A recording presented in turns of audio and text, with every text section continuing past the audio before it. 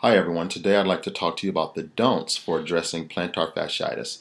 Earlier we did talk about the do's in another video.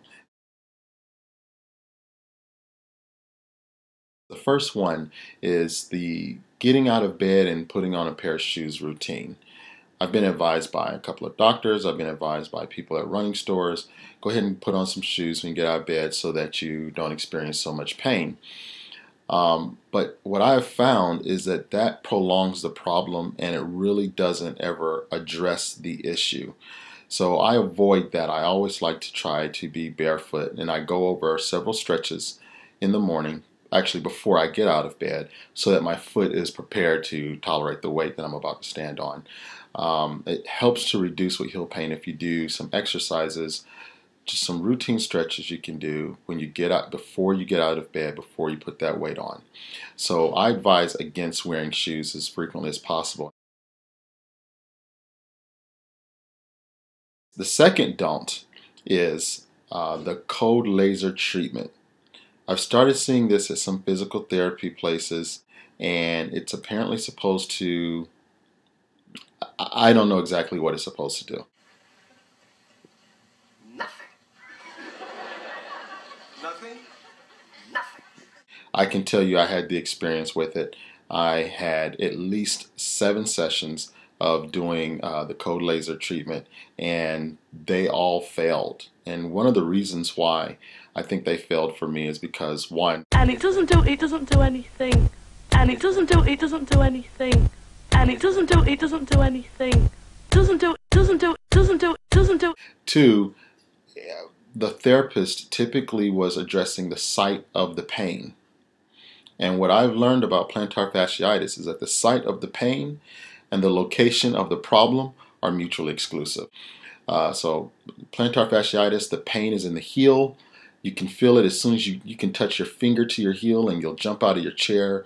I mean, the pain is there in the heel, but the problem is not really at the heel where the plantar fascia terminates, but it's throughout the entire strand of the plantar fascia between the heel and the metatarsal at the front of your foot or the top of your foot.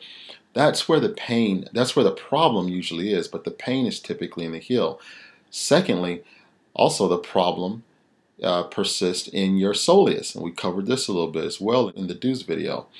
The soleus is where the problem exists, and the pain is simply existing in the heel. And anytime someone does cold laser treatment, they always seem to go right to where your pain is, and that's not doing anything. I would just avoid that. It would probably save you about $500 or $600 and a bunch of weeks of wondering why this isn't working. So just move on past that. Let's go with some typical mechanical, physical exercises that we can employ to help address your pain. The third don't is don't think that a cortisone shot is going to cure your problem. And the good news is that doctors are very responsible. Any of the doctors that I've run into have been extremely responsible with explaining what the cortisone shot will do for you. The cortisone shot will alleviate pain. It will resolve your pain, and it will do it quickly. I mean, typically within 2 to 3 minutes of receiving the shot, you will be pain-free. And depending upon who you are and how badly your injury is, you could be pain-free for a couple of months, for several months, even maybe 3 months.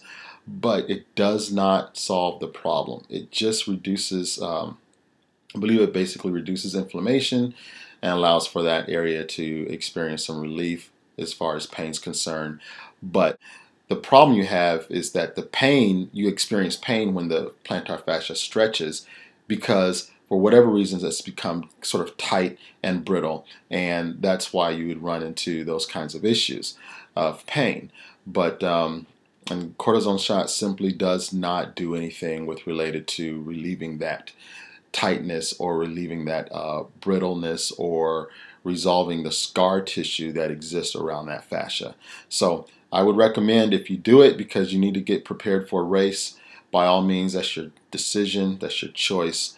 And I would also say you may want to be careful. If you have a really bad case of the itis, then you could risk tearing it because you're stretching it beyond its capability at any given time, and you don't know that you are because you don't experience pain.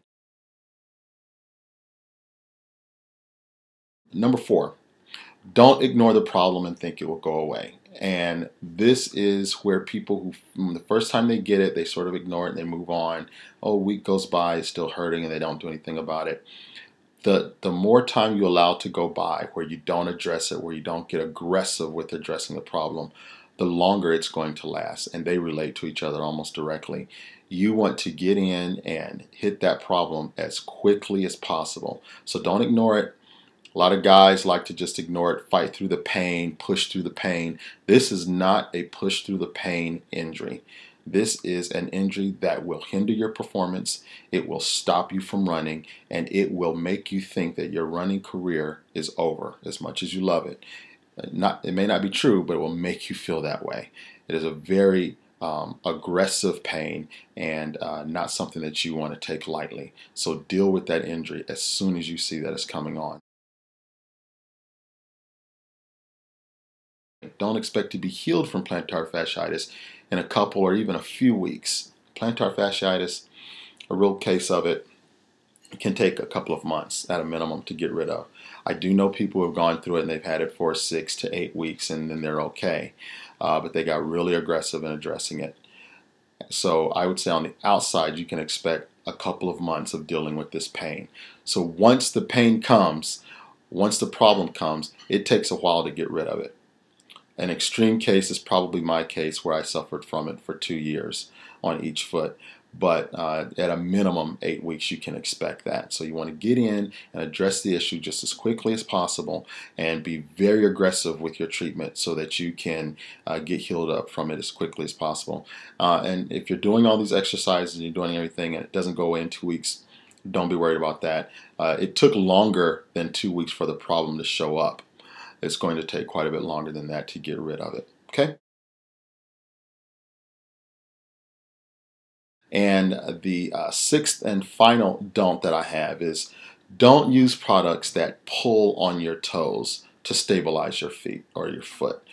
In other words, there are some socks out there, some plantar fasciitis socks out there that pull on your toe, that strap up to the top of your calf and wrap around some funky contraption, and it pulls your toes back.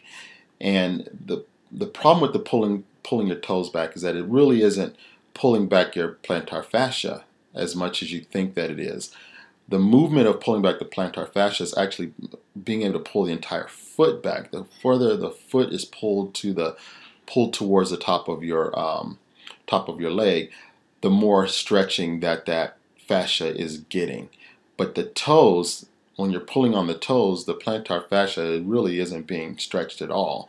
And what you're doing is you're causing pain and discomfort and possibly problems in other areas like your joints right at your metatarsal, those toe joints, those knuckles in there. You could be causing trouble in there, especially if you're wearing a sock that you put on at night and you sleep in it. If you're a heavy sleeper, you'll sleep all the way through it and you'll wake up and your toes will ache and those knuckles will ache. Or if you're a light sleeper like I am, you will wake up every couple of hours and you'll yank that thing off and you'll wonder, what is worse? My toe pain or my heel pain? So avoid that. There are devices out there that are useful. There's a boot